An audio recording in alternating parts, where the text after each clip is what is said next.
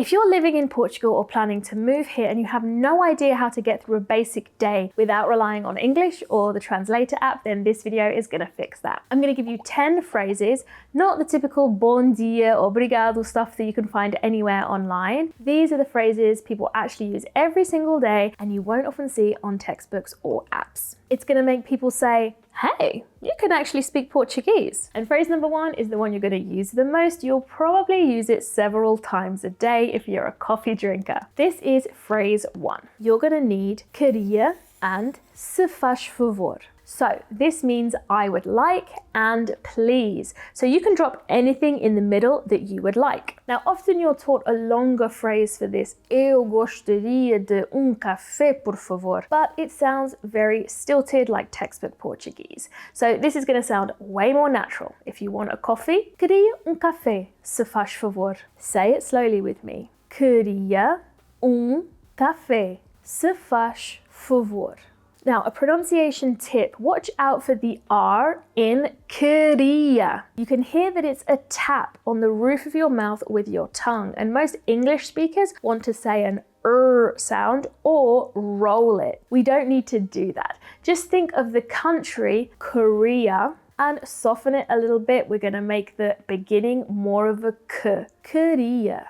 That R is just a quick tap of the tongue on the roof of your mouth. That's it. Now, I also used se faz favor instead of por favor. Note that we have that tapped R again, this time at the end of the word. So many people want to say faz favor and make it a R, but to sound more Portuguese, we need that tap again. Favor. Now, people always ask me what is the difference between se faz favor and por favor. They mean exactly the same thing. They both mean please. But I think se faz favor sounds so much more Portuguese because we get that sh in there as well. So people will be impressed if you can pronounce this correctly. So as I mentioned, this is a great phrase because you can use it to order absolutely anything. Queria pastel de nata.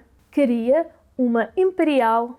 Queria o prato do dia. Now, of course, when you order, they are going to reply, and this is the moment where most people panic. For example, you might say, queria pastel de nata, se faz favor. They might ask you, com canela. Canela is cinnamon, so whether you want cinnamon or not, you can say, sim, obrigada, or não, obrigada. See how easy this phrase is and how many situations it can apply to? We're doing great so far. If you're enjoying the lesson so far, give me a thumbs up and make sure you're subscribed because every week I share practical tips like this. So on to the next one. Phrase number 2 is posso. Now, this is what I call a one-word wonder. I love them because it's one word that can replace an entire sentence. And once again, we can use it in so many situations. This literally means, may I? You want to sit in an empty chair at a cafe? Posso. You want to open the window in the taxi? Posso. You need to squeeze past someone? Posso. So let's take a quick look at the pronunciation again to make sure we're doing this correctly.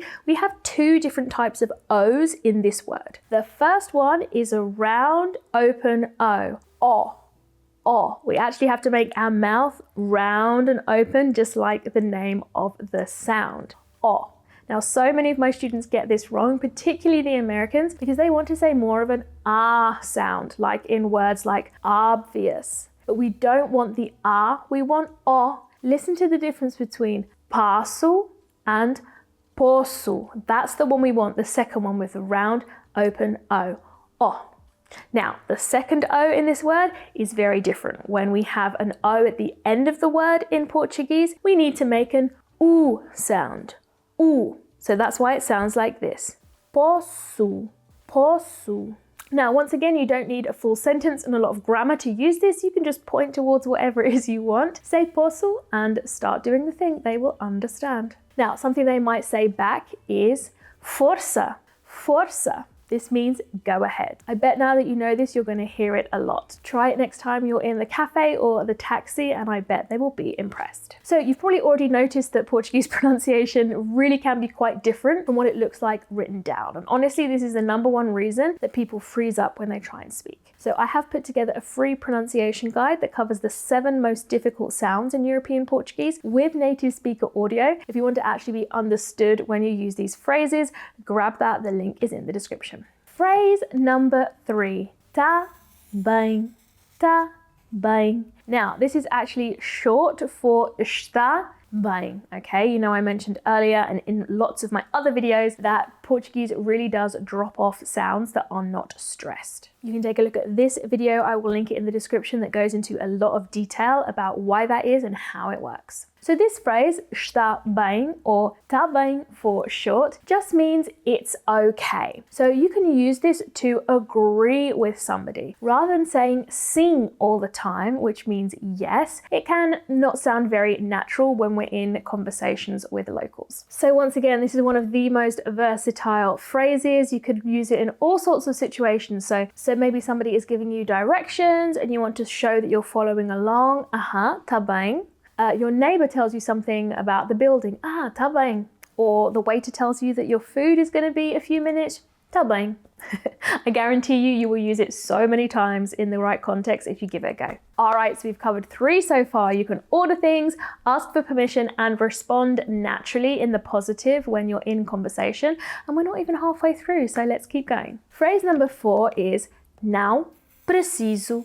Obrigada. Now, just a quick note, I'm always using obrigada in the feminine because that's what I say. People ask this all the time. Yes, the ending of obrigada needs to change if you're a male or a female. So in all these examples, just because I am me, I'm using obrigada. So this one you can use when someone offers you something that you don't need. So maybe that's a bag at the checkout or a dessert at a restaurant. If you just say no, it's going to sound a little bit flat, a little bit abrupt. I did another really great video on lots of ways to say no politely. You can check that one out as well. But this is a really good example when you say, I don't need it, thank you. So for example, the exchange at the checkout might go like this. A senhora precisa de saco? Não preciso. Obrigada. Now, of course, if you do want whatever they are offering, you can just swap it and say, sim, se faz favor, using the please that we learned earlier on. This is how we are going to make the puzzle pieces of the language come together by learning the most frequent, most practical words. Is really going to paint a full picture for you very quickly. So the next one is obrigada.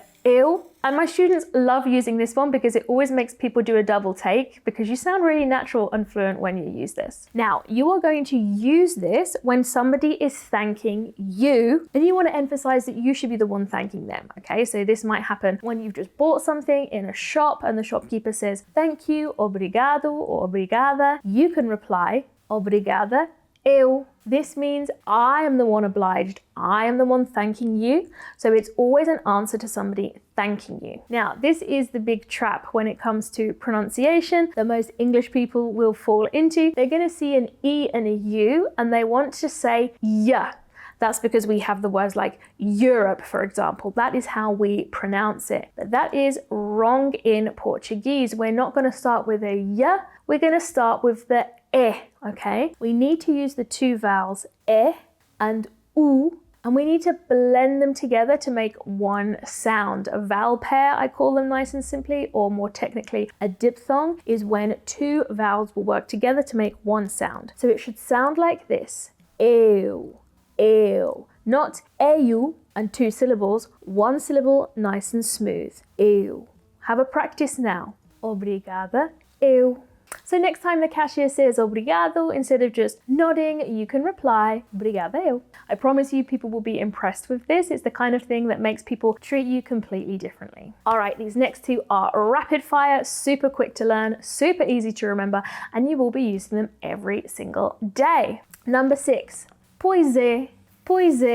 This is a filler phrase and it means something like, oh yeah, that's right, or like, tell me about it. You will hear this so many times. It's very short. So for example, if somebody says, it's been really hot, pois é, or they say that the traffic was terrible, pois é. Once you start using this one, you will really sound like you belong here. Now, I want to draw your attention to the S. Why am I pronouncing it like a Z and not a sh? If you know a little bit about Portuguese, you might know that words ending in an S would have a sh there. Now, what's happening is, because we're saying these 2 words very quickly, one after another, because they make up a complete phrase together, that S is actually ending up between 2 vowels. And when we do have an S between 2 vowels, we now have a Z sound, just like the S in casa. So again, if you want to sound really native when you use this, you're going to change that S to a Z. Pois é, pois é. The next phrase, combinado. Combinado. Now, this comes from the verb combinar, which does mean to combine, but it's a little bit of a false friend because it has another meaning in this context. It means to arrange something or to make a plan. So when somebody says to you, combinado, they mean, it's arranged, it's a date. So when you've made a plan to meet somebody, you can say, combinado. It's going to be simple and people absolutely love hearing this from a foreigner. So we've covered 7 phrases and I'm sure you can survive a day in Portugal without feeling awkward. But if you're interested, I do have a free 60-minute lesson for beginners called Speak Portuguese Like a Pro. It covers pronunciation, real-life Portuguese, and also essential grammar. Everything you need to get started properly. So just click on the link in the description to sign up. I would love to see you there. On to phrase number 8. This one is super important if you want people to stop switching back into English when you're trying to practice. Estou a aprender Português. This means I am learning Portuguese. Estou. Estou. This means I am. We're going to do a nice sh for that S in the middle there. Estou. Now the OU can be really tricky. I remember when I first started learning this language and I could not get the OU right because people see it and they want to say oo like we would in the name Louise, for example. But it's not an oo, it's an O. Estou. Then we have aprender. This is how we say learning using estar plus an A plus a full verb is how we get the present continuous tense, i.e. something that we are doing in the moment. Estou a aprender, that is I am learning. Then finally we need Português. Português. Now, people often make a mistake with the TU because in English we say Portuguese, right? It has a ch in there. But we don't need that in Portuguese. It's just going to be a tu in the middle. Tu. Português. Estou a aprender Português. So when you say this to a Portuguese person, hopefully the following things will happen. They will slow down, they will use simpler words, and they will want to start helping you. I've seen this so many times. Portuguese people do like it when somebody is making an effort with the language. And this one phrase really signals that you're trying. And honestly, sometimes that is enough to make a good impression. Phrase number 9 is Não Faz Mal.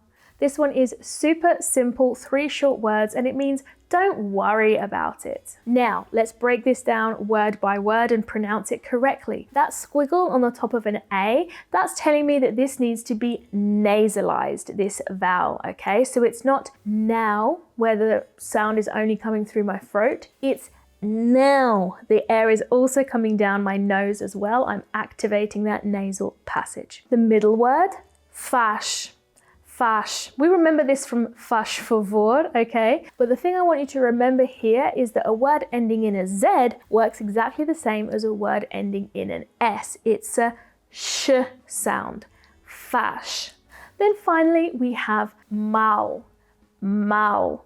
Now, this is a really good example of the dark L in Portuguese. Sounds scary? What does it mean? We actually have this sound in English as well. Instead of L, light L that we would have in the word light, where the tongue is really forward in our mouth, instead we're going to say an OO sound, like we would at the end of the word full or call, okay? It's happening further back. So instead of mal, like we would pronounce it in Spanish, L, light L, we're going to say mal, okay, and bring that dark L a little bit further back in our throat. Now, this is really warm, okay? It's like saying, oh, no worries at all. Oh, it's nothing. So it's a really easy one to use. So for example, somebody bumps into you in the street and they say, oh, desculpe, meaning, oh, sorry. You can say, Não faz mal, don't worry about it. So we have done such a good job all day surviving with our Portuguese. Now we're going to end it with saying goodbye or see you later